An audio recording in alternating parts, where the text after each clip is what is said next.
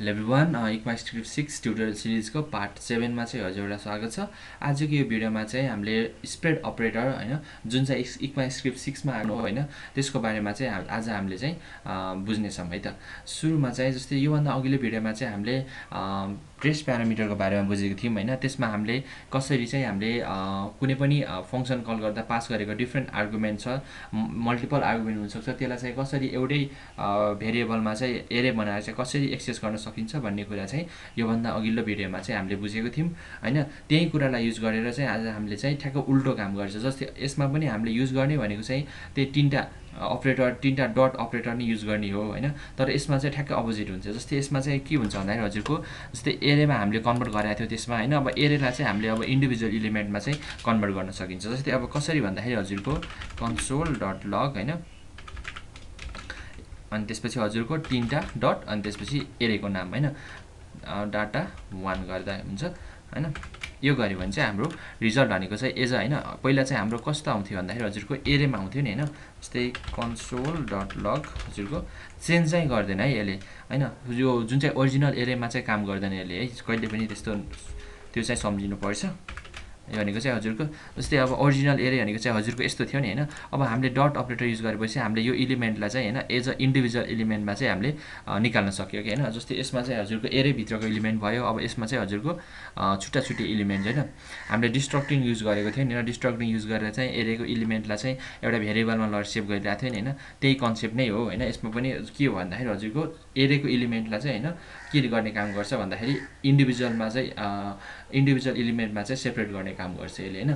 जस्तै अब यसको जस्तै यो कुरा भनेको चाहिँ हामीले केमा पनि गर्न सकिन्छ भन्दाखेरि हजुरको यो जुन चाहिँ अब्जेक्ट छ नि हैन, अब्जेक्टमा पनि गर्न सकिन्छ। console.log हैन, console.log यसमा चाहिँ के कुरा याद गर्नुपर्छ भन्दाखेरि यसमा चाहिँ कर्ली ब्र्याकेट हुन्छ हैन। अब्जेक्ट भन्ने बित्तिकै हजुरको कर्ली ब्र्याकेट हुन्छ नि त हैन। अब्जेक्ट गरे हैन, यसमा चाहिँ हजुरको यसरी चाहिँ हाम्रो जस्तै यसमा हटाइदियो भने चाहिँ के हुन्छ भन्दाखेरि हजुरको हेर्नु त एरर आउँछ हैन। त्यो कुरा चाहिँ याद गर्नुपर्छ हैन, याद गर्नुपर्छ। यति नै हो बुझ्नुपर्ने।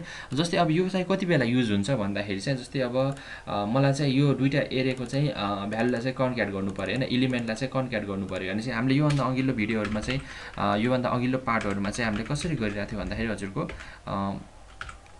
डाटा 1 डट कन्क्याट गरेर हजुरको डाटा 2 गरिरहेको थियो नि हैन। यसरी चाहिँ हामीले दुईटा एरेलाई चाहिँ कन्क्याट गरिरहेको थियो हैन। जस्तै यसमा चाहिँ 1 2 3 4 5 अनि 7 8 9 गरेर चाहिँ कन्क्याट भयो। अब जस्तै मलाई चाहिँ अब यो स्प्रेड अपरेटर युज गरेर चाहिँ कन्क्याट गर्नु पर्यो भने चाहिँ हामीले कसरी गर्न सकिन्छ भन्दाखेरि हजुरको लग अनि त्यसपछि हजुरको तीनटा डट अनि डाटा 1 भयो अनि कमा अनि फेरि डट तीनटा डट अनि त्यसपछि डाटा 2 भयो हैन। यसरी चाहिँ हामीले दुईटा एरेलाई पनि कन्क्याट गर्न सकियो हैन, यसरी हैन। यसरी चाहिँ कन्क्याट गर्न सकियो। अहिले चाहिँ यसले के गर्यो भन्दाखेरि हजुरको इन्डिभिजुअल एलिमेन्टमा चाहिँ कन्भर्ट गर्न मात्र गर्ने काम गरिरहेछ। अब जस्तै यसमा चाहिँ मलाई एरेमा चाहियो भने चाहिँ हामीले स्क्वायर ब्र्याकेट भित्र चाहिँ यो कुरा गर्यो भने चाहिँ यो चाहिँ अब एरेमा चाहिँ कन्भर्ट हुन्छ है त। जस्तै हेर्नुस् त अब चाहिँ एरेमा कन्भर्ट भयो नि हैन। यो कुरा चाहिँ याद गर्नुपर्छ। यो दुईटा कुरा भयो। जस्तै अब यो यही कुरा पनि हामीले यसमा पनि युज गर्न सकिन्छ है, यो अब्जेक्टमा पनि। जस्तै अर्को अब्जेक्ट क्रिएट गरेर मैले हैन यो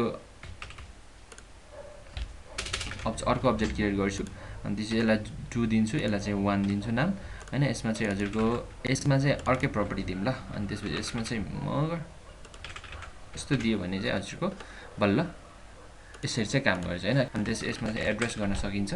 अनि त्यसपछि यसमा चाहिँ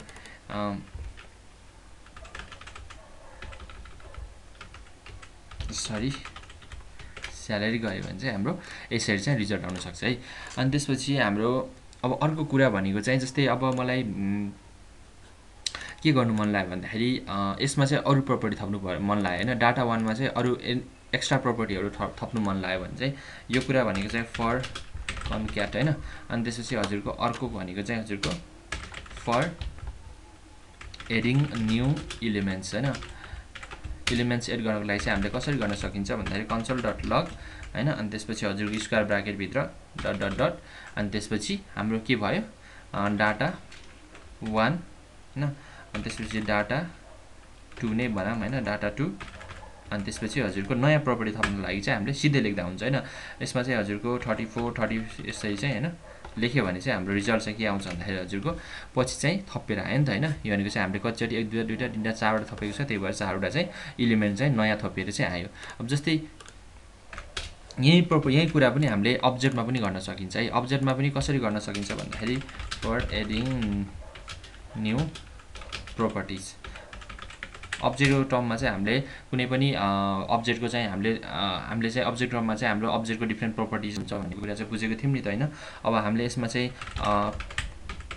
console.log हैन अनि त्यसपछि हजुरको .obj1 हैन अनि त्यसपछि हजुरको अनि त्यसपछि obj2 हैन यो गर्यो भने चाहिँ हाम्रो दुईटा अब्जेक्टलाई चाहिँ यसले कन्क्याट गर्ने काम गर्यो र एक्स्ट्रा प्रोपर्टीहरु थप्नु पर्यो भने चाहिँ हामीले की भ्यालु पेयरमै राख्दिने अब जस्तै यसमा चाहिँ हजुरको के राख्न सकिन्छ भन्दाखेरि त्यो लेभल ब्याचलर यो भनेको चाहिँ एजुकेसन क्वालिफिकेसन जस्तो कुरा भयो अनि यसमा चाहिँ हजुरको लेभल भनेको ब्याचलरको कुरा गरे हैन अनि त्यसपछि हाम्रो नयाँ प्रोपर्टी पनि यसरी थपियो हैन यसमा चाहिँ हजुरको नेम आयो एज आयो एड्रेस आयो स्यालेरी आयो अनि लेभल आयो हैन यसरी चाहिँ हामीले डिफ्रेन्ट प्रोपर्टीहरु नयाँ प्रोपर्टीहरु थप गर्न सकिन्छ अनि त्यसपछि हामीले दुईटा अब्जेक्टहरुलाई कन्क्याट गर्न सकिन्छ हैन यति नै हजुरले बुझ्नु पर्ने हैन अब चाहिँ नेक्स्ट भिडियोमा चाहिँ भेटौँला है त हस्